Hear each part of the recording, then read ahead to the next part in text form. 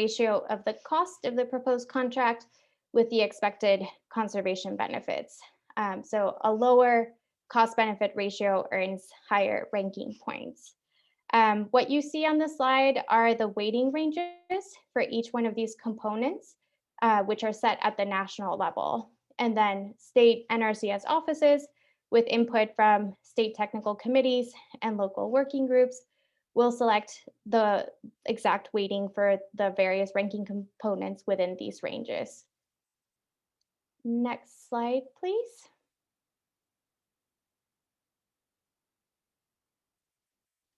All right.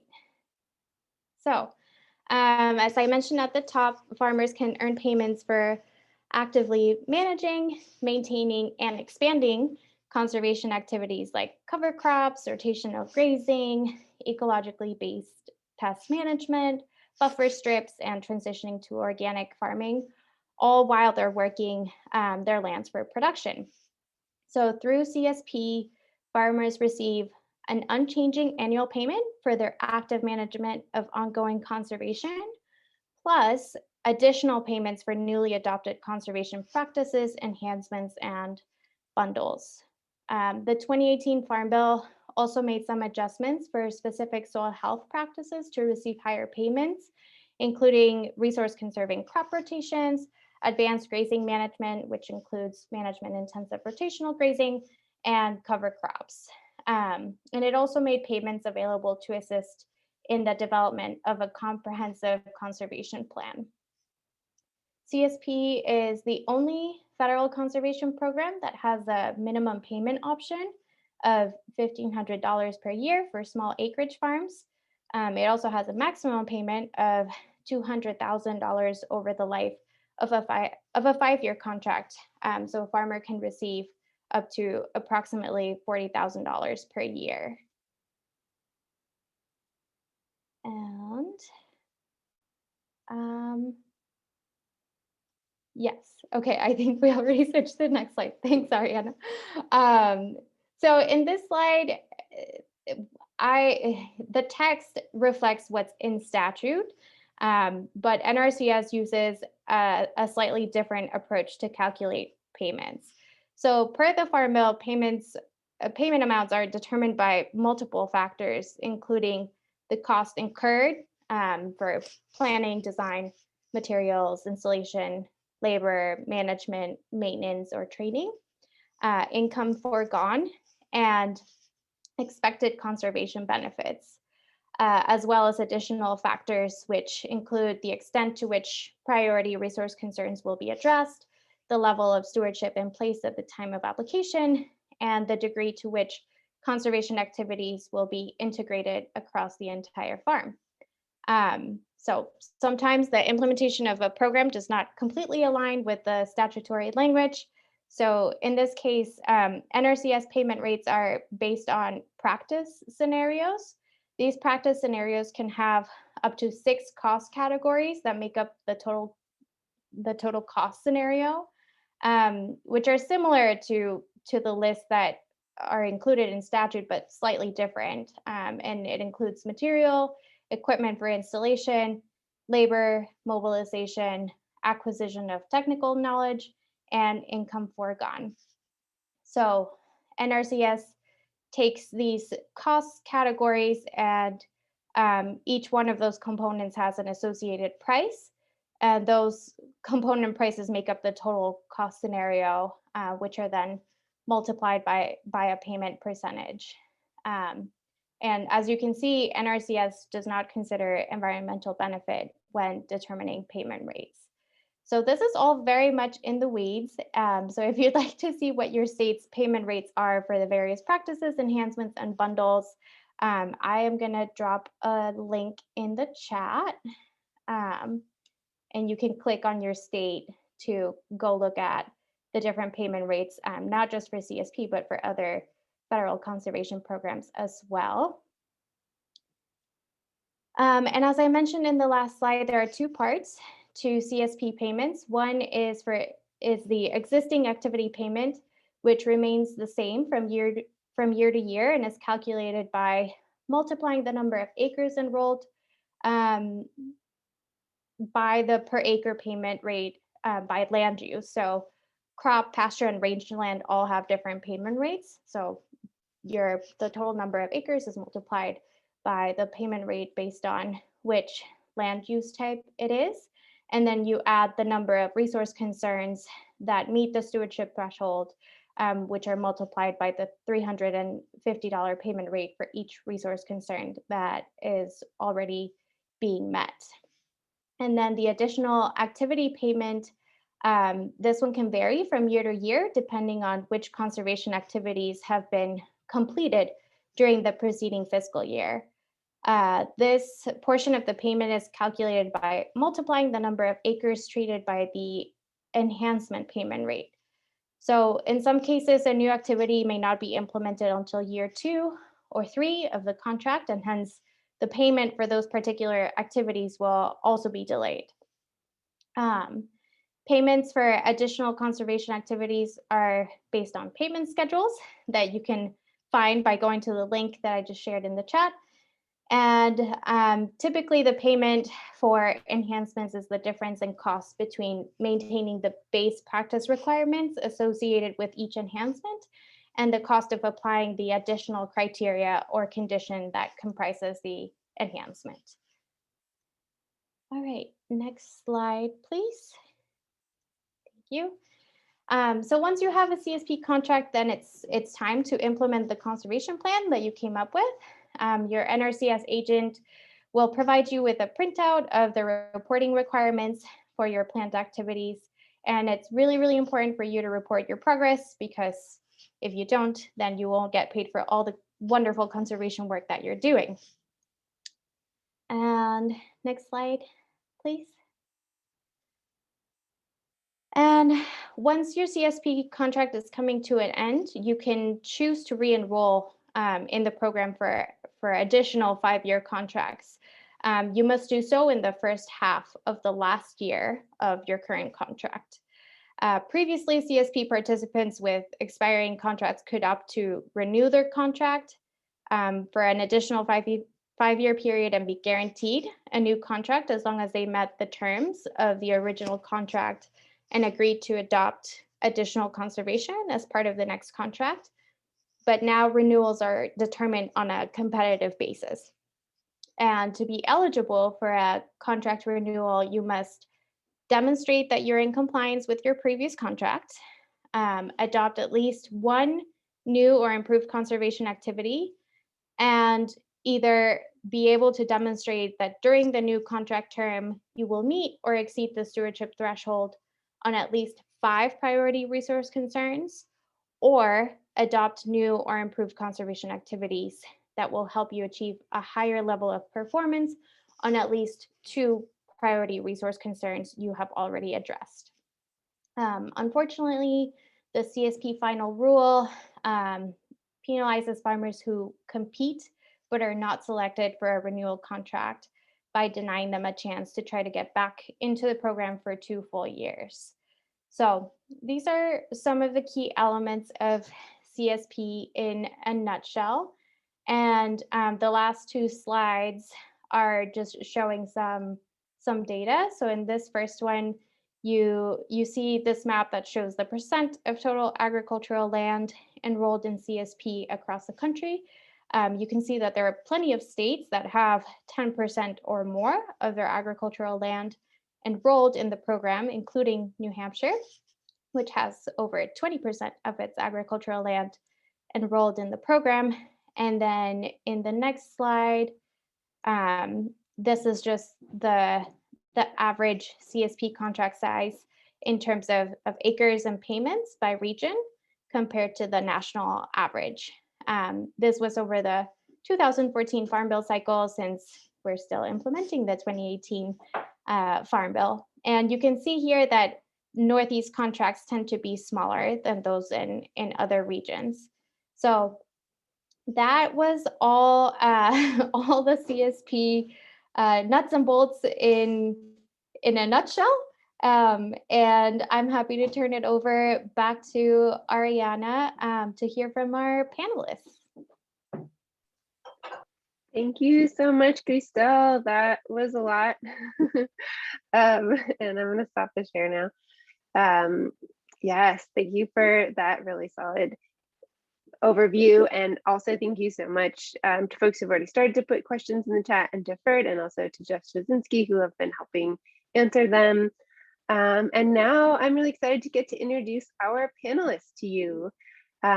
So we have 3 Northeast farmers who are all using the Conservation Stewardship Program or have used it on their farms. And I will quickly let you know their names, and then actually they will take the lead in letting you know about their farms and their CSP contracts and how that was overall before we dive into specific questions. So really lucky to have with us Jana Siller, who is the farm director at Adama, the farm at the Isabella Friedman Jewish Retreat Center, which is a program of Hazon, which is also a NSAC participating member. And they have a CSA farm. I'll let Jenna go into more details. All of our panelists are vegetable farmers. There are certainly many other kinds of farms in the Northeast, and I'm sorry that we don't have representation for more livestock farmers or grain or dairy folks who are more heavily represented in the program. But I'm also kind of excited that you get to hear from sort of an exception to the rule here, and maybe some of the folks who represent folks that you might work with too. So anyway, so Jenna is going to us from Connecticut. And I'm also excited to introduce 2 farmer sort of neighbors of mine, Erin Munzer, who farms at Plowbreak Farm here in central New York, also has a vegetable operation. It's supplying CSA and wholesale, and also my neighbor Chao Ching, who's just down the road from me in Ithaca, New York, and his farm, Stick and Stone Farm, grows also vegetables, which they supply to farmers market, a multi-farm CSA, and also wholesale markets. So I will let all of you take it away. If you want to just take a few minutes to give us a more thorough overview of your operation, and also tell us about what the CSP program was like for you, what enhancements you took on as part of that process, and sort of any top line takeaways from your experience working with Nrcs. So I will start with you, Jenna. Thanks, Ariana, and thanks, Christelle. I found that presentation really affirming, just because my experience of CSP was very confusing, and I took it on as being my fault, that a little bit, like I was like, why don't I understand this? I remember having some conversations with our NRCS agent, and he would explain it, and then I said, can you say it a different way? And then like that happened 3 or 4 times. So just hearing sort of the intricacies of how they determine payments and all of that. And it just is kind of layered for a small farm like us. So we are, we're in Falls Village, Connecticut.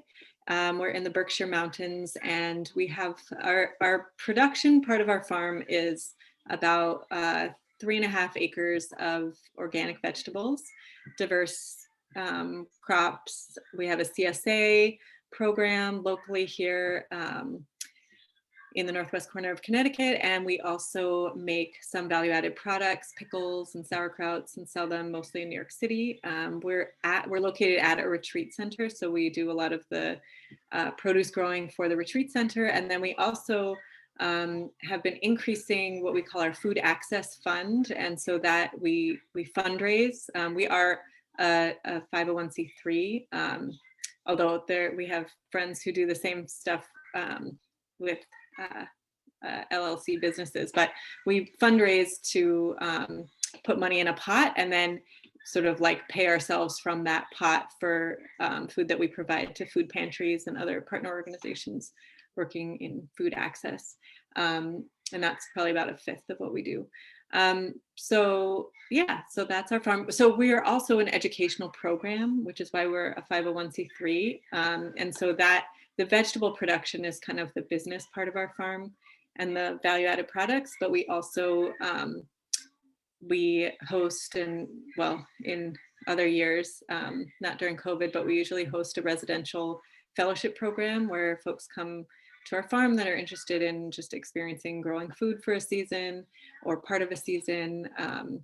We have apprentices that are here for the full season, but then we have these residential fellows who come for a few months at a time and live in Jewish community and explore kind of the cultural experience of living in intentional community on the land. So let's see, can I share screen, Ariana, to show some pictures? Okay, I'm gonna just show. I mean, just a second, I think I need to enable you. I didn't do that yet. Okay, thanks.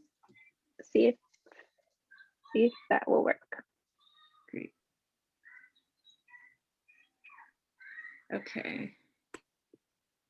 So yeah, so you can see we have a lot of hands on the farm. At different times, sometimes we have no help, sometimes we have a lot of help.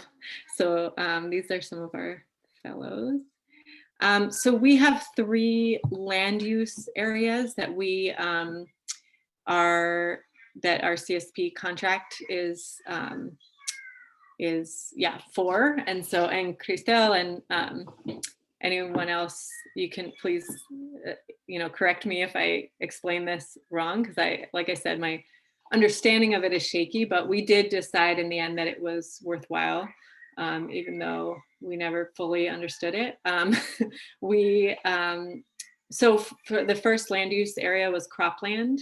Like I said, we have about 3.5 acres in production, but we only applied the CSP to 1.8 for reduced tillage because we're sort of in this process of easing off tillage on the farm. You can see this picture on the right is, like this is traditionally how we prepare beds. We grow a lot of cover crops and then we till them in and then we plant things.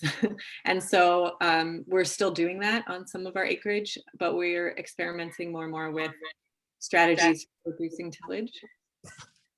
And so here's some examples of sort of how we're doing it on those, the part of our farm where we're reducing tillage. And this is something that we were wanting to do before we got involved with CSP, but it worked as an enhancement to help incentivize and supply some of the funds for things. So for example, over here we have a cover crop of rye and vetch and clover that normally we would mow and then till in, but we've experimented with ways of, like on the right, we actually weed whacked it and then just planted down in the bottom right corner, we planted winter squash right into it. It was a little hairy, but we actually did 2 spots and we got the same yield from the winter squash in the tilled area as this part that looked like was really hard for me to stomach.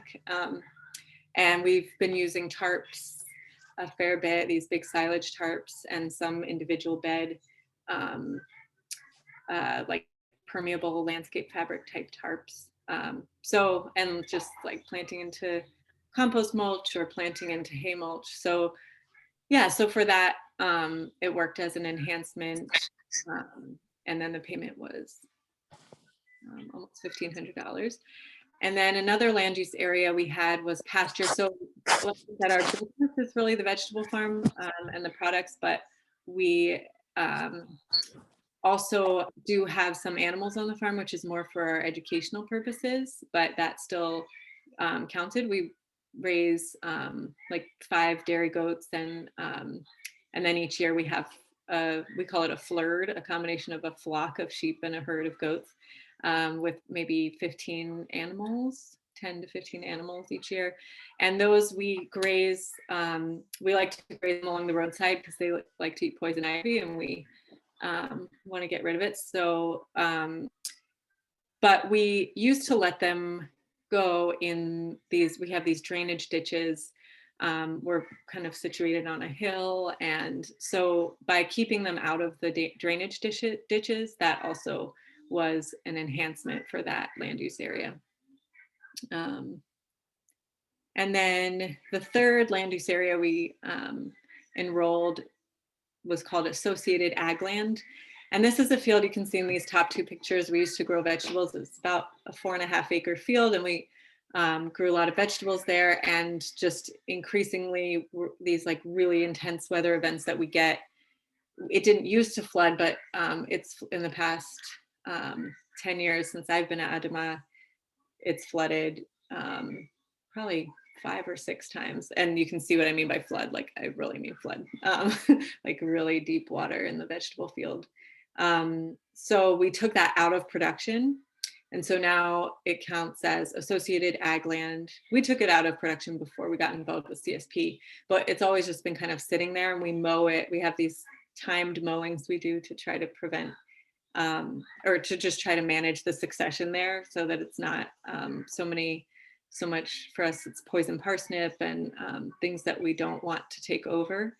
But we got an enhancement payment to plant this spring. We're going to go out and just like put in, really simply just put in cuttings of willow and red osier dogwood and elderberry, I think, not for crops, but just sort of like to, yeah, as I'm excited about that mix being down there in addition to all the other random plants that have populated. We seeded hay there, but it's a small enough field that we can't get anyone to hay it. So yeah, and you can see in this map, you can see that how the river just like surrounds the whole field, and it'll just be a much better field for some wildlife conservation than it was for vegetables. So that's it. I mean, anything else I should share, Ariana, or? That was an incredibly thorough overview. Thank you so much, Jana. And please, other panelists, do not feel intimidated by the fact that Jana had a PowerPoint. It's totally great to just hear you describe in words what your farm and everything looks like, but it was fabulous to have all of that detail. Thank you so much. Erin, are you ready to tell us a little bit about your operations? You are muted. Hi. Yeah, I'm happy to chat. I don't have a PowerPoint, so sorry about that in advance. I did not tell anyone to do PowerPoint. So you are completely great. Yeah. So we're we have about 7 acres of produce in Hector, New York, on Seneca Lake, and we primarily have a CSA and have wholesale markets. And a lot of our farming is actually in high tunnels. About half of our income comes from our high tunnels. We have about 8 passive high tunnels on the farm, and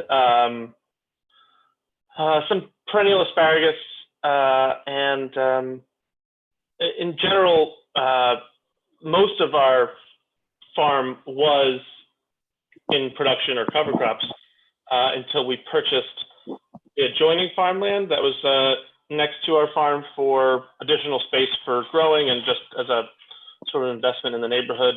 And we had it hayed for several years, like once a year, just to keep the buckthorn and multiflora rose from taking it over. And our NRCS specialist at the time, Patrick Barry, sort of brought the CSP program up to us as a potential option for that field, given that we were just sort of maintenance haying it with, we've had plans for vegetables down the line. And in general, we actually haven't even completed ours yet because of the drought last year. So we did an initial planting with some very expensive seed, which failed during the drought. But there's procedures for when a planting fails, and so we'll be doing it again this year. We've actually just contract hired a larger grower because it's a 12-acre field, and we have equipment for smaller plots. 3 bottom plows, not 10 bottom plows. So we've contract hired a grower to prep the ground for us, and we'll be doing the seeding. And I should explain that our main thrust of the CSP program that we've signed up for is the pollinator program, which we were attracted to because it sounds great to have a meadow full of monarch butterflies, but also it's got the highest return for one of the parts of the program. So that was also made it seem more worth the while and worth taking a field that we might want in vegetables out of production.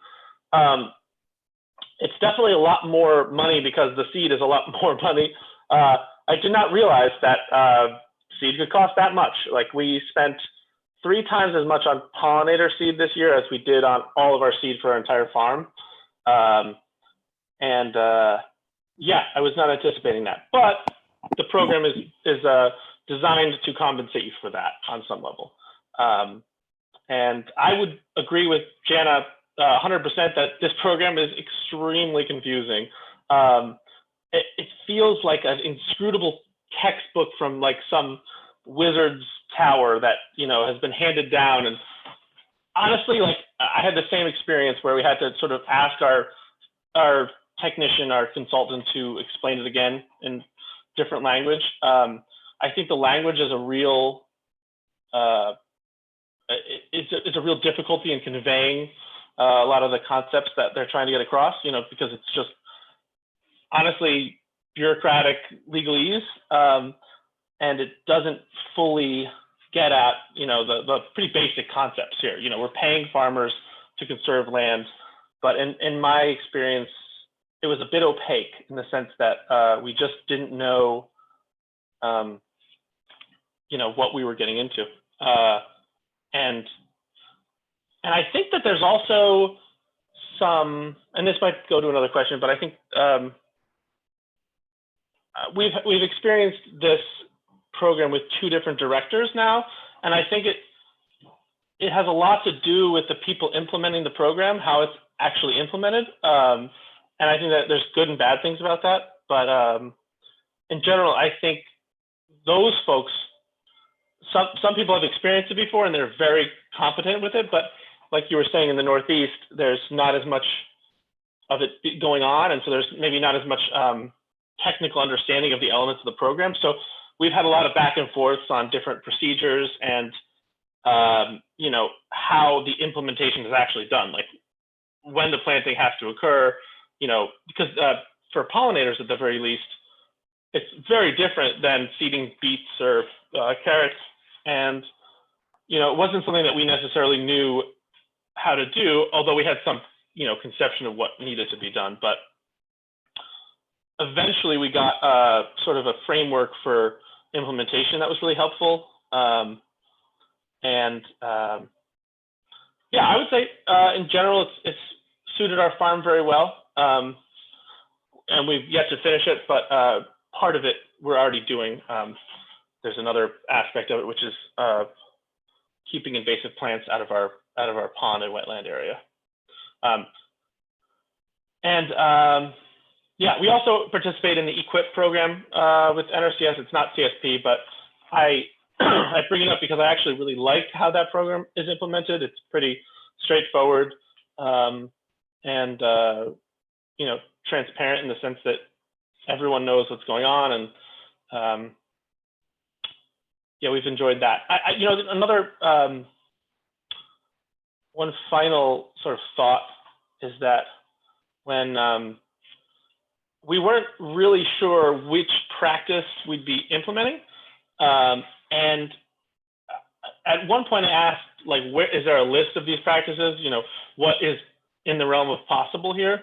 And you know, I got sent like a PDF with like 1,000 pages of potential practices, and I didn't know which of them would be applicable to our farm. And I think that some sort of flow chart or, you know, other organizing principle to help this be more accessible to farmers with clearly understood language and you know, sort of more on that side of it would be helpful to get more people involved, because, you know, right now I couldn't really explain to someone that well how it actually all works. That was a great overview. Thank you so much, Aaron. And I am going to let Chow also take a moment to introduce Stick and Stone and his CSP contract, and then we'll dive into some of the questions that are piling up. And feel free if you want to clarify anything in the chat, panelists, and that is accessible to you, to go for it. Chao, are you ready? Sure. My name's Chao Chang from Stick and Stone Farm in Ithaca, New York. We grow about 30 acres of vegetables. And we just joined the CSP. We applied in 2019 and got it for starting last year, basically. I had a very similar experience with Aaron and also Jenna. It was a very perplexing process. I will say one thing, when Aaron said that he was wanting a list of all the practices, I never even considered that. What was very helpful for me was we had a very long interview with Pat Trickberry, who was also our NRCS rep, and he basically just started asking us questions. Well, do you want to do this? Or are you already doing this? And then from that, he came up with the practices that he thought might be suitable for our farm. And so we kind of agreed on that. He didn't even try to explain how the payments worked. I think he could tell that I was not gonna even begin to understand it, and didn't really want to, I don't think, on one side. But after looking at Jana's slideshow, I'm amazed at how much money she got paid for some of the practices that she implemented, because the vast majority of the money that we got was for pre-existing practices that we already had on our farm. And the amount of money that we got for the new implementation was minuscule, and it also didn't even come close to paying for implementing those practices. But I kind of justified it based on the fact that, well, okay, we're only getting paid. I mean, I've got my contract here. See, I got paid $4 to implement brush management, $8.41 on herbaceous weed treatment, $97.64 to mulch 2 acres of hay, 2 acres of our vegetables. I believe the cost of just the hay, not including labor, was well over $600. $24 to implement multi-species cover cropping on 2 acres. That doesn't even come close to covering the seed. $46 to suppress weeds with cover crops, and $3.85 to delay mowing on hay ground. So the amount of money that this is like, to me, it's almost like basically $0. But the payments that we ended up getting was for everything else that we had already been doing, because they were on different land uses. We got $1,600 on cropland, or $1,659, $1,755 on associate ag land, and then $2,129 on the farmstead. So to me, that just is really very confusing way to go about implementing new practice. It doesn't really incentivize me to want to do these new practices necessarily, and it was really bewildering to me as to what I was actually getting paid for, in my opinion. Having said that, the overall check, the first year was $6,000. This year it's $5,800, and next year I think it'll be up to $7,000 again. That's enough of a check for me to, like, in my mind, to like incentivize actually doing some of these things, even though the actual invoice or receipt I'm getting doesn't seem to justify that. So another frustration I did have was because Patrick Berry retired and we had a new NRCS person come in, and she was not very familiar with CSP. And it was kind of like, Pat said, well, we're going to do it this way. And then she kind of was implementing it in a completely different way, which Patrick said he was really going to take care of a lot of the reporting, or help us with the reporting. and we really didn't get nearly as much support as I was expecting for that. And so that was a bit of a surprise for us. We kind of muddled through it. And Erin was great in terms of like being flexible, because she wasn't sure exactly what was good enough and what wasn't. But it was a bit of a, it was kind of a bit bewildering reporting process, I would say. I would say that was, for us, much more difficult than the application process, because Patrick really steered us through that pretty well. But yeah, so, you know, that's basically my experience with it. I see there's a question about how big our farm is. We grow 30 acres of vegetables. In order to do that, we're managing over 70 acres of land. I will say that because we were bumping up against the deadline for the CSP, Patrick recommended that we do not include our rented land. So our CSP is only on 60 acres. I mean, when I say we manage 70 acres, we're managing, that's 70 acres of cropland. So it's more like 100 acres of actual land. So so we did not include our rented land in the CSP because we were kind of trying to meet a deadline there. So yeah, that's about it with my experience with it.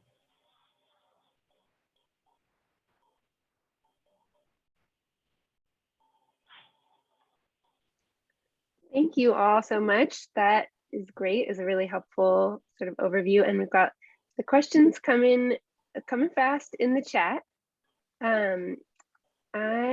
We have, I think, just a couple of our own questions to add to the list, and then we'll turn it over to all of you, the questions that you're looking to have answered. I know I have Ugo on the spot to be our MC, but since where we're at with time, I'm gonna pick a couple of questions and hand them over to her here. Let's see. I'll start with, and feel free to just popcorn if you have a good answer or feel like answering it.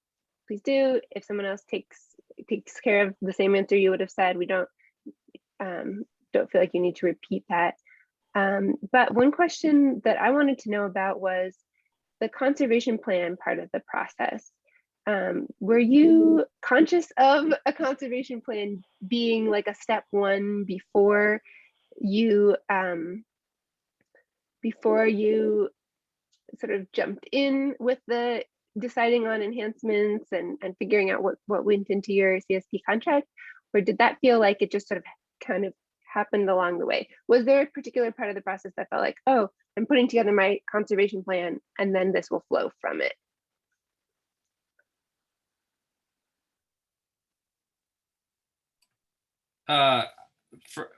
Personally, for me, no. It was basically Patrick, who I had worked with on EQIP grants, actually mainly just a high tunnel EQIP grant, but he's also a CSA member of ours, so I did know him a little bit personally as well. But he just basically sat down and said, well, what are you doing?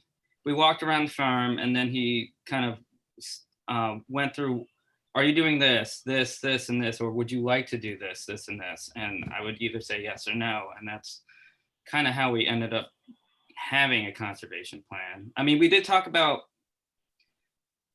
you know, what are some of the more important things we wanted to do that we haven't been doing or not doing that much of. And so, you know, that's where the multi-species cover cropping came in, and the mulching and things like that. So, but it was more like he just threw out a laundry list of things that we were either doing or not doing. And if we weren't doing, would we like to start doing? And that's kind of how the whole thing got going.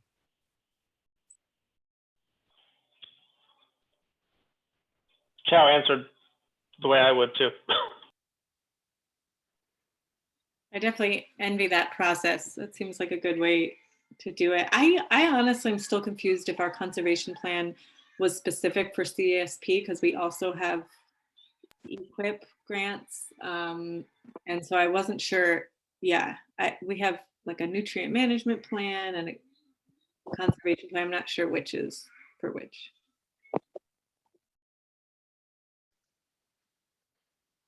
Okay, thank you. That is helpful to know. I know it varies a lot from state to state and also from agent to agent. And having the same agent myself as Chow and Aaron, I was curious to hear what that experience was like in Connecticut. Ugo, can I pass it over to you to ask a couple of questions? Sure. Excuse me, sure thing. Awesome. So, question I have for you all is just what the reporting process was like for you. Were there any unexpected challenges with reporting?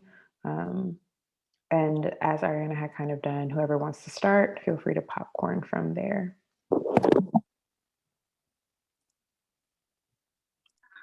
We haven't reported anything yet because we just signed it a year ago.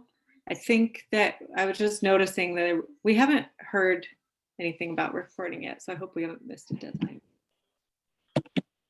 I'm also a little nervous about reporting based on what Chow was saying, because we haven't, again, just like Jana, haven't officially finished our implementation. I guess I'm the only one who's actually done the reporting so far. So, so when I was introduced to CSP, it wasn't just Patrick Barry, this NRCS agent, that introduced it to me. A good friend of mine, Tor Oshner, who grows organic grain, had been in the program for 5 years and had told me about it. And he made it sound like the NRCS planners were just going to do the lion's share of the reporting, or at least help with arranging for the reporting. And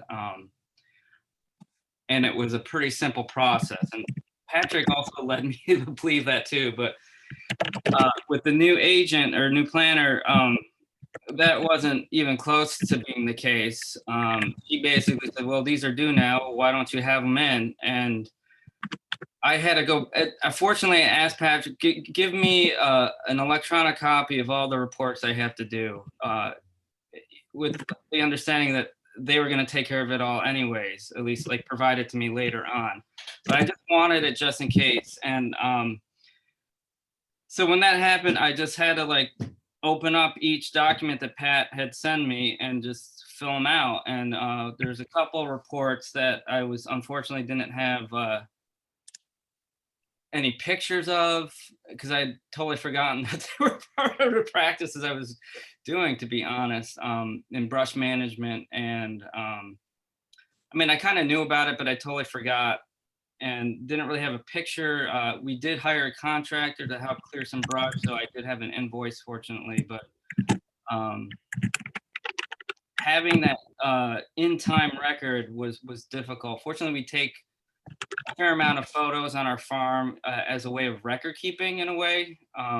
So I was able to just go through my phone and find pictures that worked, even though those pictures weren't, I wasn't saying, oh yeah, I need this picture for the CSP report. I was just like, oh yeah, here's a picture of the multi-species cover crop, or here's a picture of the mulch after we finished mulching. So it just happened to be that way. So yeah, but the actual, I mean, other than the fact that I have no idea whether I filled it out right or not, it wasn't, the reports are like a page long each. So it's not like they were that hard to do. They were just very confusing. Like it took me a while to figure out, there's all these like field numbers that were made up through the CSP that I had no idea what they were talking about first. And then I found my CSP map and said, oh, I'm supposed to write this random number for this field. And, you know, it was a big learning experience that way. Like there were multiple documents I had to refer to figure out how to do the reporting. But, you know, I guess that's part of farming these days now. So I guess I'm getting a lot better with paperwork lately. So but I would have to say, as a whole, as far as USDA funding goes, this was probably the most challenging paperwork I've had to fill out for money, and it was probably like if you compare that to CFAP money or PPP loan or anything like that, it was the least amount of money for the return, but it was still, I mean, it took probably, a couple days in the office to figure it out. So, that's still a good return, monetarily speaking. But I know my wife doesn't agree with me. She hates paperwork. I don't think there's any way in hell she would have touched this program if I pushed it. So,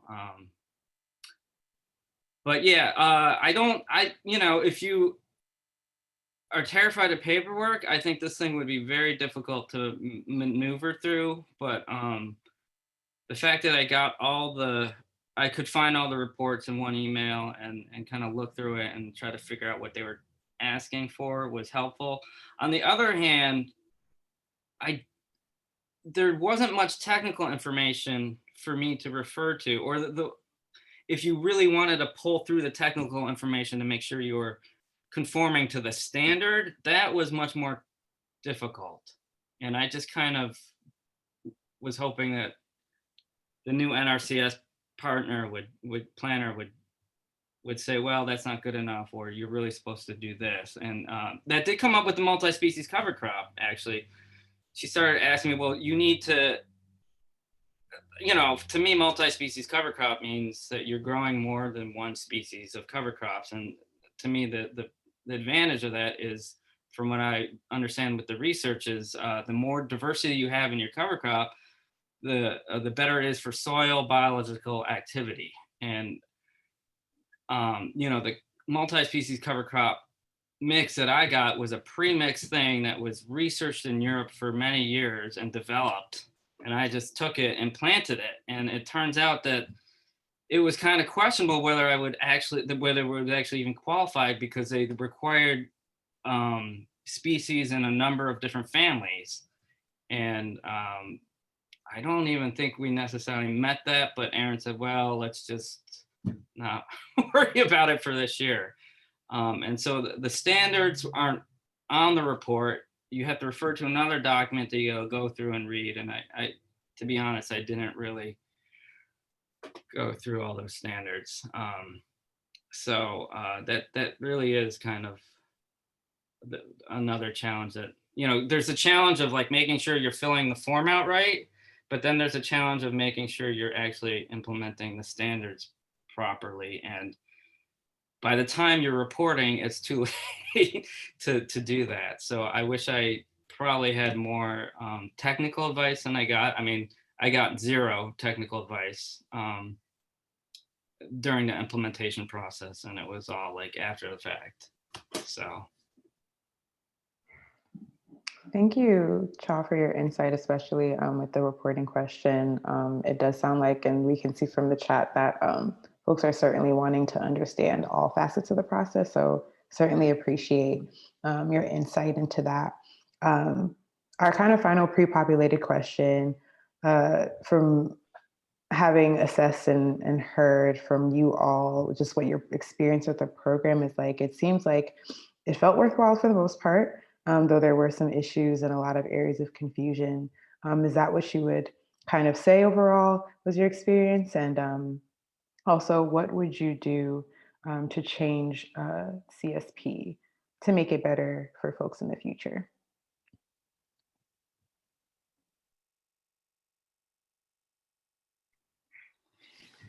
I would say, yeah, the importance of just having somebody kind of walk you through it so that, yeah, each individual farmer doesn't have to spend so many days understanding it, but could just kind of plug in, would be great. And I also felt a little confused about the enhancement idea sometimes, because like Cha was talking about the multi-species cover crop, which I also considered being one of the things we enrolled with. but we already do multi-species cover crops. And so, and this may have just been a confusion with our NRCS agent because maybe he didn't understand, but my understanding of what he was telling me was that I was going to have to add like 3 more to the mix. And that didn't make sense to me. Like why, there didn't happen to be 3 more plant families that I wanted to add to the mix that would work in our management system. So I guess I'm wondering if there is something there in terms of the ways that the enhancements are incentivized that actually is too high of a bar if someone's already sort of engaged in those conservation practices. And then another thing, well, someone said here in the chat about you know, that CSP works better for larger, less diverse farms. And I guess I do have a curiosity because those are the farms that really actually need, I think, you know, well, we need incentives too, for sure. But like the number of acres that are enrolled is going to make a larger impact. You know, if it's, you know, 500 acres versus our, you know, 10. So I wouldn't want CSP to change in a way that actually made it less. It seems like maybe the goal and the design of it is actually for larger acreage, which seems okay, but we should also have a program, whether it's this one, that's just tweaked enough for us to be more comprehensible and easier to enroll in. Because I also want our little farms to survive and be viable. And we know that like small farms are, it's harder to, to pay for the conservation practices that a lot of us are already doing. So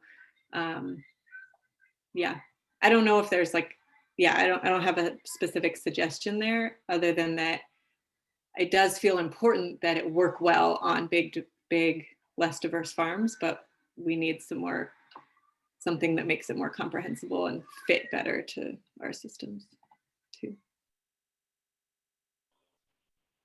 Yeah, I agree with both what Jana and Chao said. I would say that simpler is better, and I think you know, I have seen this recent relief bill come out with just a lot of direct payments to people who are in situations where they need assistance. And it's a really easy way for people to understand that the government is coming to help them do a thing, whether it's pay their rent or keep their job. And we've seen how that works really well in sort of conveying these messages and getting the assistance to where it needs to go. You know, everyone basically knows what PPP is at this point, or a lot of people do. And certainly the people who receive the assistance understand it. And I think this program might benefit from some tweaking in that vein. I mentioned that the EQIP program was relatively simple in that they tell you to build a high tunnel to help with resource concerns. You build the high tunnel, they pay you for it. I think they've also made strides in helping folks who don't have capital lying around to purchase it ahead of time. So maybe that's part of this too. You know, the seeds for the pollinator program were many thousands of dollars, and it was terrifying spending that much money on seeds, not knowing if I would actually get paid for the program, you know, based on the first drought loss. And so I think it's slightly different than the other two folks' experience, but you know, I would also say in regards to the small farm versus large farm, you know, I always find it frustrating that we have to pay $2,000 every year to be certified organic when large farms can just, you know, we have to prove that we're doing the right thing, whereas a larger farm just, you know, can do its own thing and doesn't have to pay for the privilege of it. And I think two separate programs might be better. One that pays farms that are already doing this, and then ones that encourage farms that aren't doing this to transition to conservation. But that might be, you know, too ambitious, but that would be my suggestion for improving it.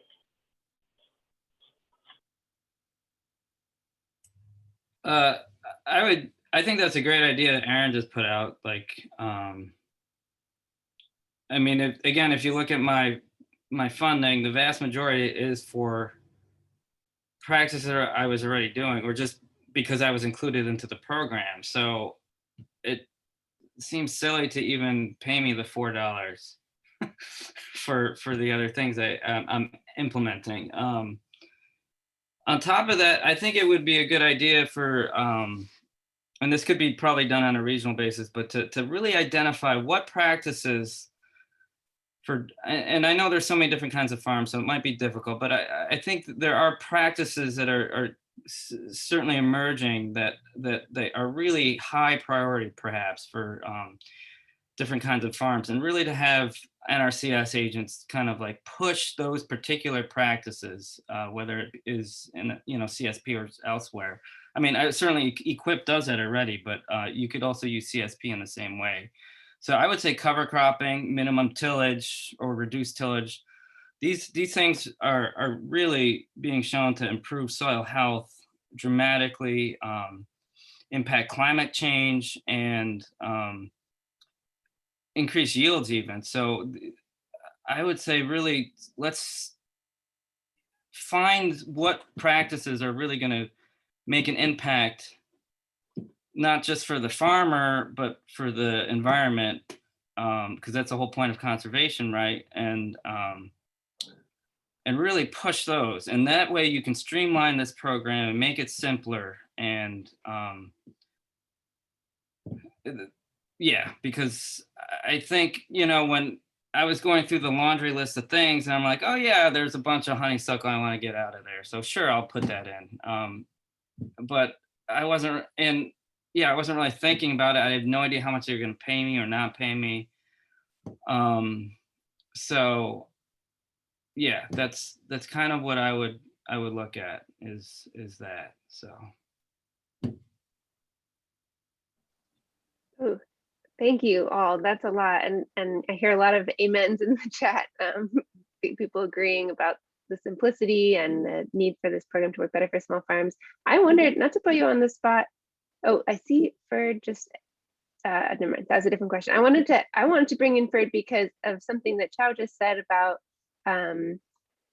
the need to add like that kind of randomness sense of like, yeah, sure, I want to get, I here's a problem I've been meaning to deal with, put it on the list. That'll give me access to, that payment for the pre-existing services. I don't know, Fred, if you want to just take a second to talk about like the intent of CSP and how it is, we thought we were getting a program that was just paying for farmers to do ongoing conservation, but yet there is this catch where you need to sort of choose something off the list. I don't know if I just said it for you. If you want to add anything to that, I probably said it not the way you would say it. I want to invite you to pitch in. Yeah, okay. Well, I think the point you're making is that the CSP is unique in many respects, but it's unique in the sense that it actually rewards farmers for actively managing their ongoing conservation activities, whether that is stuff they've been doing for 20 years or 2 years or 2 months. It all becomes part of the mix, and that's why you get your existing activity payment as well as your enhancement payment.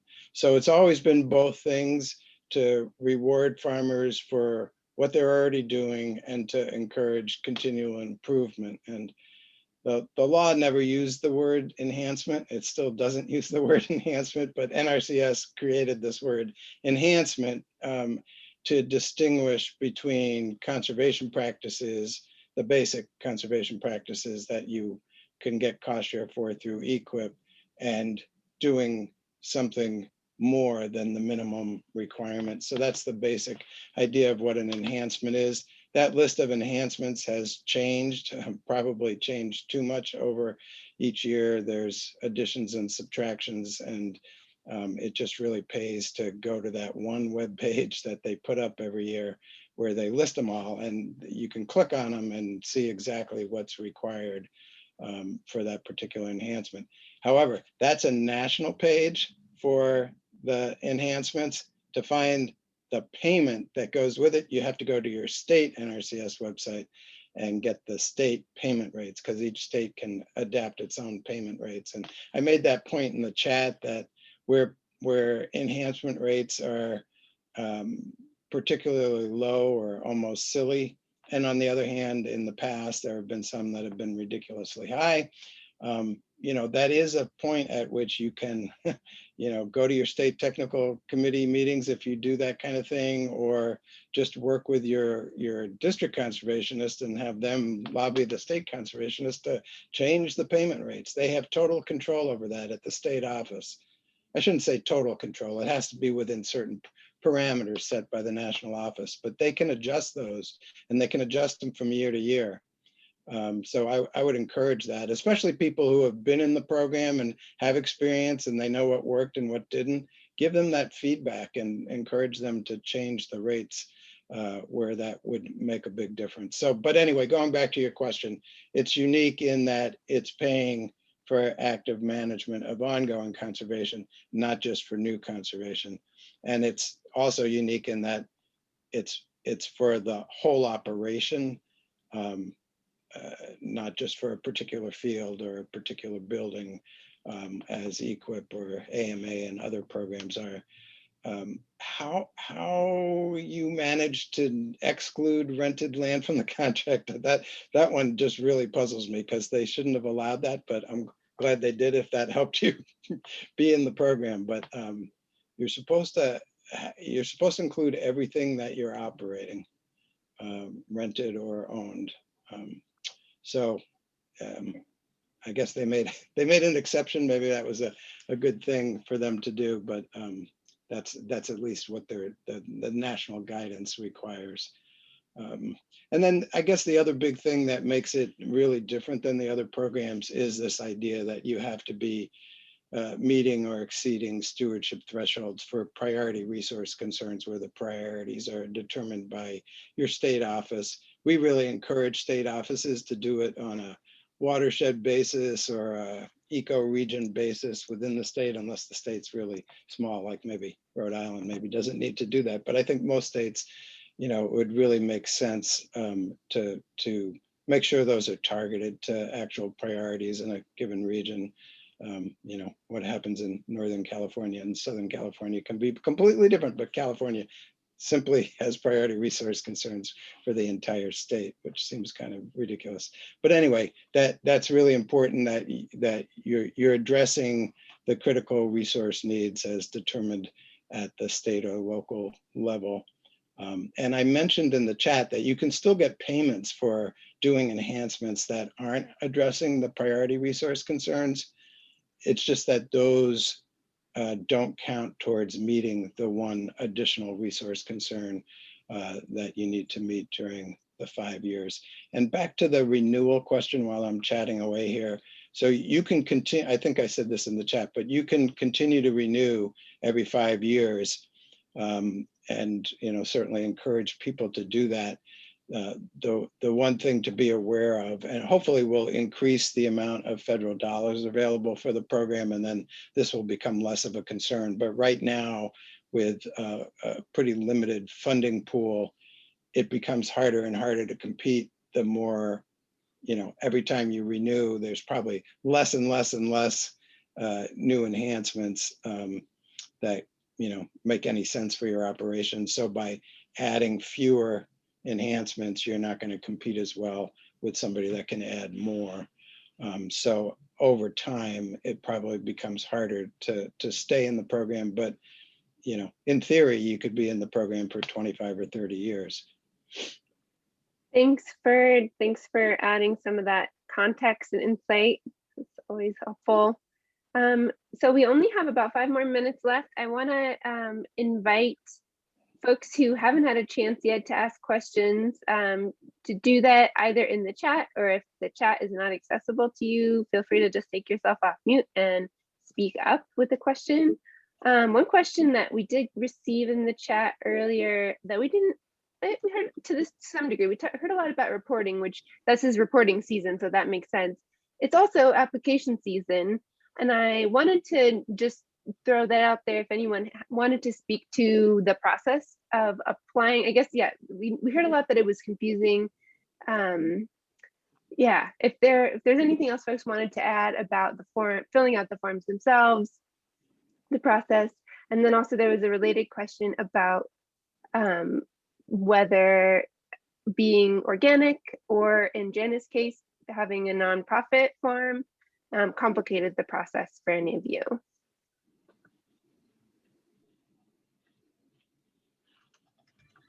I don't remember either aspect complicating it. What did complicate it was that we're organic, and the recommendation for the pollinator planting was to apply herbicides to manage it, and we were like, oh, okay, well, that's not great. So their like workaround for organic is just to mow the planting at 18 inches 5 times a year, which is a lot of work, but I think that there definitely could be an organic track and a non-organic track, a conventional track, just because otherwise you have to sort of muddle through what practices you can do and what just won't work on your farm, you know.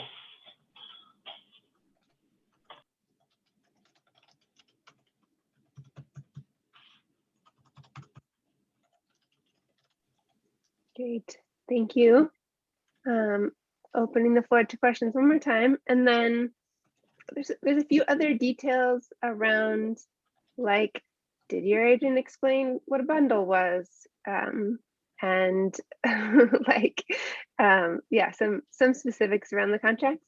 So if folks want to speak to that, but I also just wanted to give you a moment in the last couple of minutes of our time to share anything else that didn't make it so far that's come up for you that you think would be useful for, especially thinking about, there's lots of folks on this call who are looking to do outreach to farmers about CSP. So what would you tell folks? Is this program a great resource? Is this program a approach with caution? Is there any particular advice you would have wanted to hear from a service provider before thinking about enrolling in this program? This is your time to share some of that.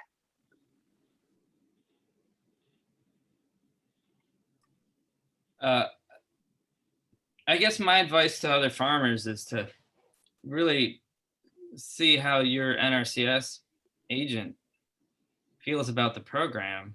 I think Patrick was a big proponent of it. And I think had he not retired, my reporting process would have been much simpler, and my overall experience with the program would have been more positive. The new NRCS agent is much more of a proponent of EQIP, I think because it's simpler, and also because the actual payments for the actual practice that you're trying to implement tends to be higher. And so what she told me was that, well, you really should have just signed up for CSP and done as few new enhancements as possible to get the contract. And then all the other stuff, even if you wanted to do it, you should have enrolled in EQIP instead, because the reporting process is simpler and you get paid more. And I, for one thing, didn't know that was possible at the time. And for another thing, was under the understanding that my application rank higher if I said yes to more things. So I just didn't know how many things I should say yes or no to in order to still get the contract, I guess. So, but yeah, I really think it's really dependent on the agent. Patrick, I think from what I understood, got more people enrolled in CSP in New York State than any other agent in the state, because he was such a big proponent of it. But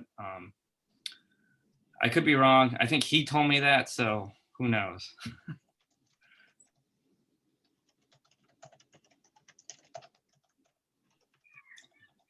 I think my advice would just be, if you're a service provider and able to hold farmers' hands through it, that I think that we would have benefited from that a lot. I think that NSAC's CSP guide came out or I didn't see it before. I don't know how recent it is, but I didn't see it when we were going through the process. And that I think would have helped, but I think even better would have been to have somebody who'd done it before.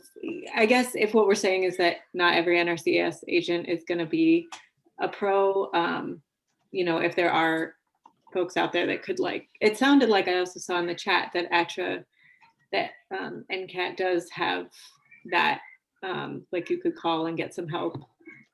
Yeah, that would have been helpful.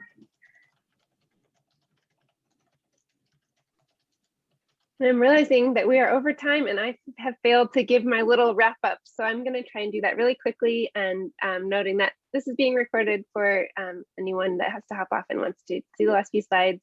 So thanks for all of your patience, but I'm just going to go back and screen share quickly so that I can give you a couple of next steps.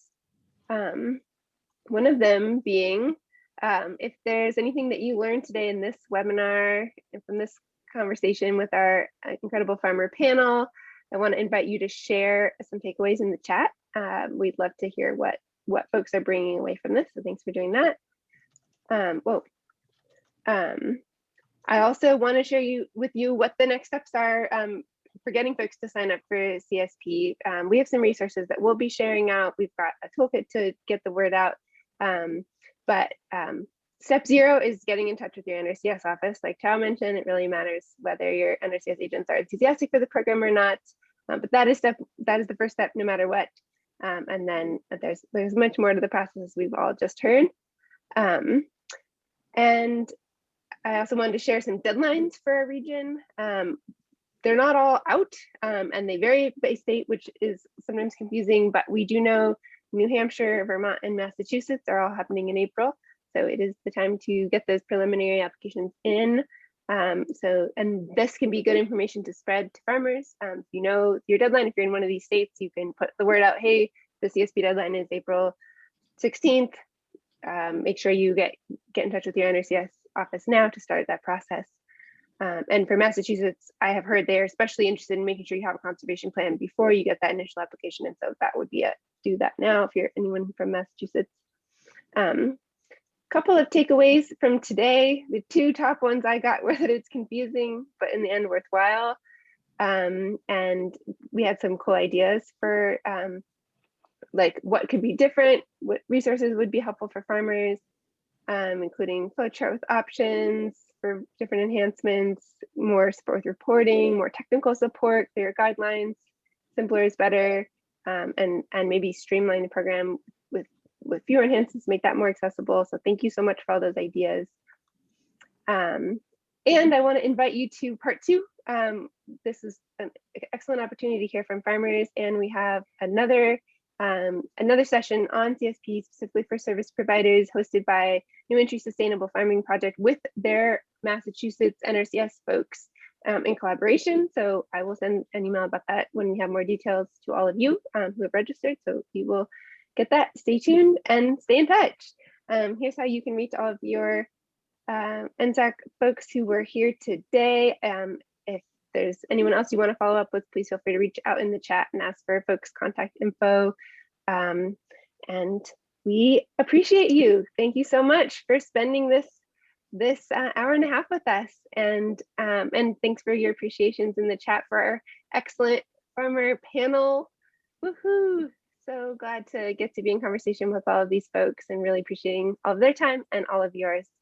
So, and also appreciation to Cristel, to Ugo, and to Bird for sharing their wisdom and helping host today. Thank you all so much. Happy almost spring.